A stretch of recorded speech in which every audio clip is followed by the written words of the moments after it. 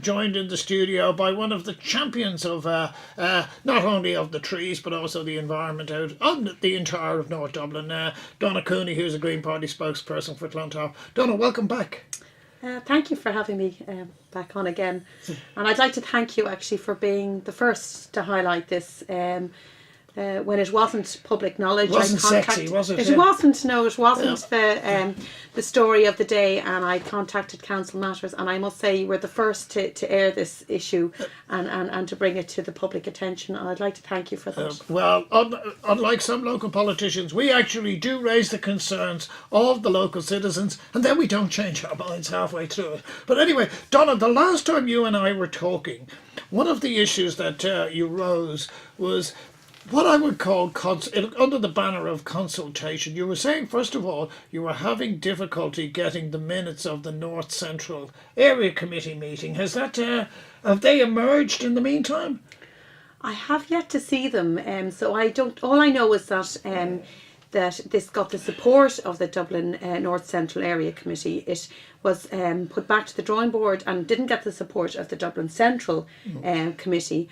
And so I've yet to know exactly what happened, who voted for or whatever. Way. But I mean, that's, I suppose in a sense, that's history, and that will all come out in the future. But I'm just really, really happy. You put so much work into campaigns, and it seemed to be an overnight success, but in fact it was a hard fought campaign. And often you do this and you don't come out with a positive result. And in this case, we got a positive result. And, you know, people across the city have been in contact saying, how did we do it? You know, how, like, what's the tips for actually, you know, getting that commitment? Because there's trees being cut down all around the city, and you know, the council, and all around the country. And in fact, I've had people, you know, even from other countries contact and say, how do you get this campaign going? I think it was people power. It really was. It was a slow burn in the sense that the yellow ribbons got attention. You know, we were out there with our signs. We had that video that you made. So all these were sort of slowly getting the information out. And then the community got on board in vast numbers. Every single shop along the Strand there took and up to Clontarf as well, even with the took the petitions in, they took the posters in, and they actively took a role in promoting it with people that came into the shops. And, you know, and I suppose it goes back to, say, 1908 when this first came, when these trees were planted, and Hugo McGuinness did the history of it. You'll see that communities came together from East Wall to Clontarf, all the way along, from all sorts of different political persuasions, over the planting of trees. And it is something that really brought people together, and I think this has the potential to do the same again. And I would like to see this continue on in a very positive way. And I'm forming a committee to have a festival. Next year will be the 110th anniversary of that day in Arbor Day, where they planted these trees on the 31st of October. So I'm hoping next year it will be the 110th anniversary, and that we have a festival around trees. Is the park that old? Because I thought the bay actually came down to about Fairview Park at that stage, so the trees would predate the park. The trees predate the park, and that's, you see, the park wouldn't have happened without the trees. Exactly. And in fact, it was a slob. The trees would have been the shoreline. Oh yeah, there were slob lands there at the time, and it was used very much as a dumping ground, and it was very unhealthy. And in fact, there was a typhoid warning at the time, and even though there was this danger of people's health, they still got all the dignitaries coming down for the tree planting, and then it was front of the Irish Times and everything, and you know, so it was because it was so popular. Everybody started a wave of tree planting and the reforestation of Ireland, and it was the first ever tree planting by a local authority in Ireland, England, Scotland or Wales. Yeah, we go. We're always leading the way, aren't we? Yeah. And yet, you know, so I suppose, this is the heart of not just of I think of Dublin, but well, as I say, maintaining our heritage is very important. And what's fascinating, that as I have discussed this with people love trees. People genuinely love trees, and it's almost like, you know, I'm going to cut down your tree. You may as well say, I'm going to shoot your pet. Well, people feel a real connection with their trees, and you know, when they realised that these were in danger, You would be surprised actually who you don't even expect them to be real tree hugger types, environmental types, but when they actually learn that these trees that were part of, you have people saying, oh, I used to sort of get into my kit to play football and there, oh, that tree, and you find they have particular, connections, and in fact those trees, we don't know which was which, but those trees were named out of various counties at the time. But more about I think we're actually going to get a very positive things in terms of our cycle. I've got some positive news in the sense that the engineers met and there was quite a constructive meeting with the Dublin cycling campaign yesterday.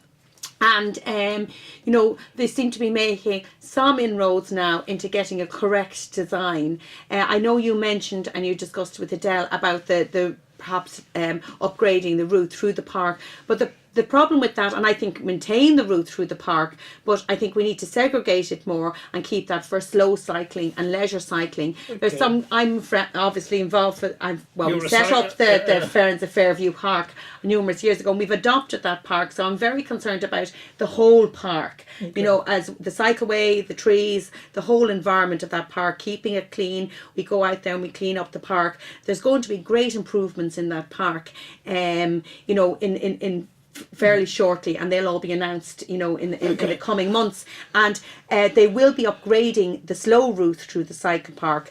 But the problem is people are there and they've got their kids. You get into a park and you want to sort of relax. You've got your dog with you on a lead, you've got your young children, and children, you want to think, I don't have any traffic concerns. I'm got into the park now, I can relax a little bit, I can just enjoy, listen to the birds, and just be in a bit of calm, an oasis from the world.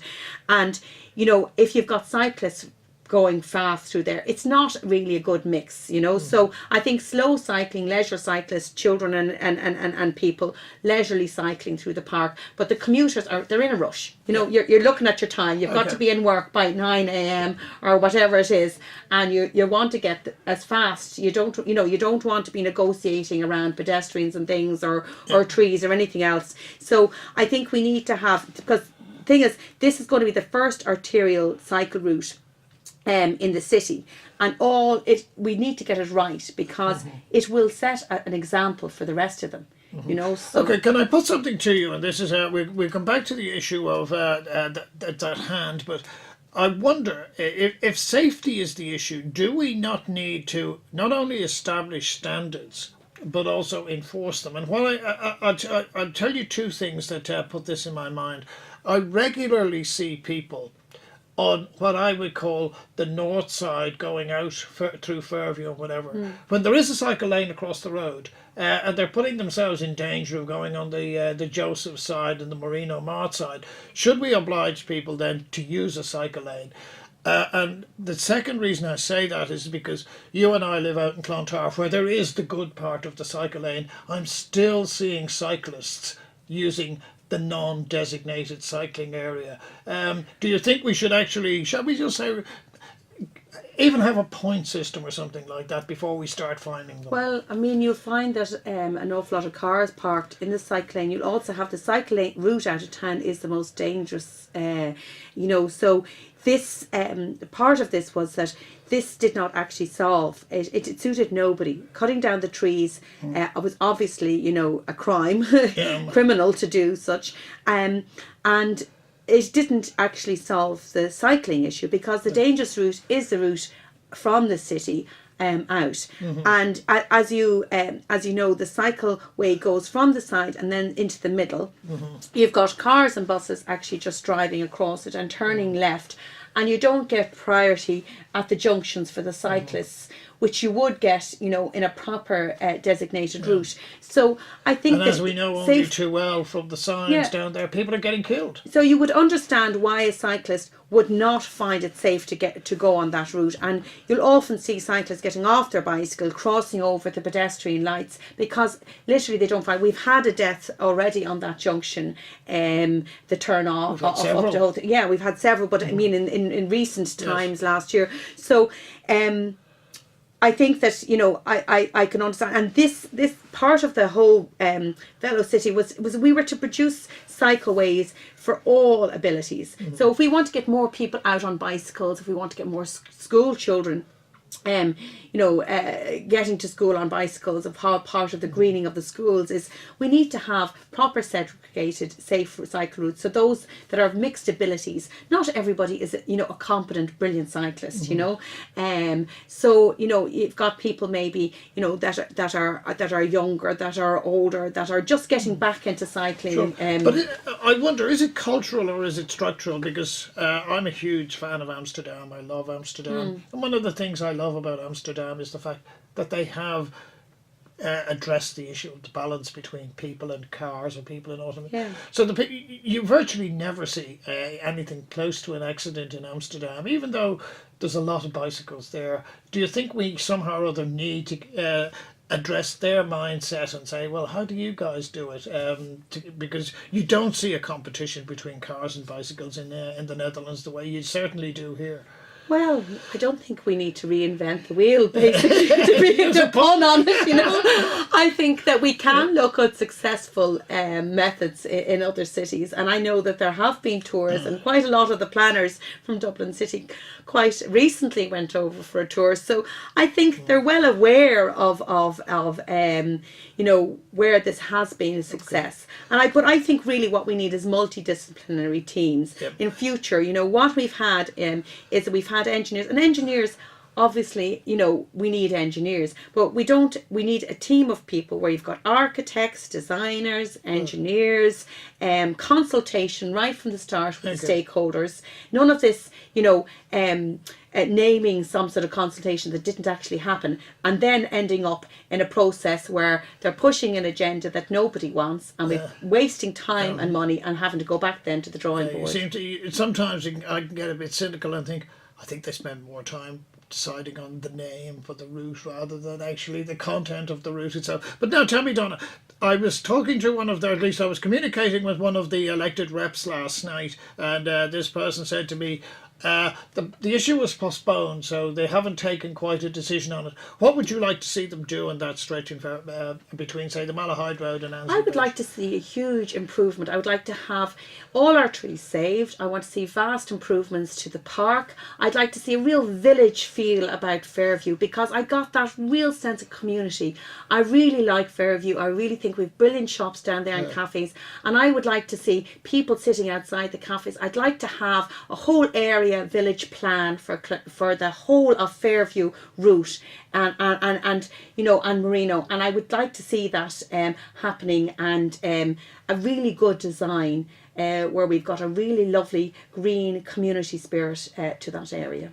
In other words, you would like Fairview to be more than just a name, that everybody's Fairview is heard and acted upon. I want people to be able to stop there. I want people to be able to enjoy it. I don't want it to be just a route through from Clontarf or from Malahide through North County Dublin to the city. I want it somewhere to be a village, a place where people will stop and find it pleasant to be in. Yes, well, in conclusion, I'm going to say, despite we might appear to whinge from time to time, but Dublin City Council does actually take cognizance of what we say. They've cleaned up all that area where all the syringes were, so well done to Dublin City Council. Yes, we'll give you praise where it's due. Thank you. They gave me all the equipment to go down there, bags and roots and things, and we have adopted that park and we intend to keep it, and they are keeping it an awful lot cleaner than it used to do. They've made some vast improvements, and I would like to say well done to the parks for that. Look, I've got to say thank you to Donna Cooney and Adele Leahy for joining us today and updating us on the issues of the trees in Fairview.